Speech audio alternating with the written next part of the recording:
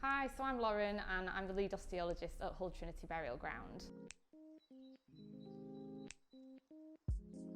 Well, we analyse archaeological human bones that we find on excavations, and we look at the bones and use those to find out lots of information about the person, about when they were alive. We can work out things like how old they were when they died, whether they were male or female, if they had any illnesses, what they were eating, all sorts of things like that.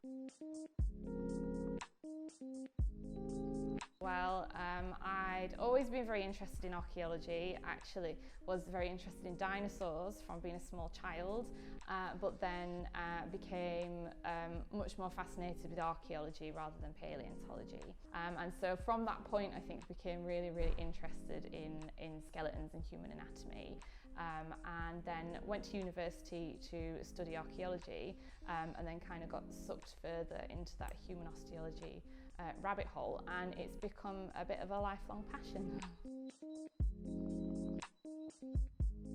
In archaeology, we get a really great opportunity to learn about everyday people who aren't necessarily mentioned in the documentary records. So one of the brilliant things that we can learn by looking at human skeletal remains is about the lives of everyday people. And on this project, we can learn about the everyday lives of the working class population of Hull. So by looking at people's bones, we can see evidence of their diet, so what they were eating, the types of activities that they were undertaking, perhaps the sorts of jobs that they had, and we can put that together with some of the historical information as well, to tell the stories of the everyday lives of people living in Hull in the 18th and 19th centuries. We can see what types of work these people were doing, we can see what types of environments they were living in. For example, we're already seeing that a lot of the children that were living in Hull have a lot of deficiency diseases. So we're seeing a lot of scurvy, which is vitamin C deficiency, which suggests to us that perhaps the children in Hull were not eating very much fresh fruit and vegetables.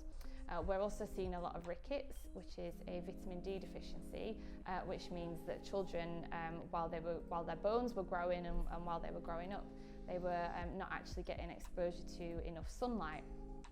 And then we can extrapolate from this and say that the reasons why they perhaps weren't getting enough sunlight is because they were perhaps working, they were working in dark places, so we can say they were working in places like factories, where they'd perhaps be working, they'd be indoors a lot of the time, they'd perhaps be working in crowded environments. Basically, they were spending a lot of their time indoors doing things, which meant that they weren't getting out and getting that sunlight exposure, and that is actually having a serious knock-on effect on their bones.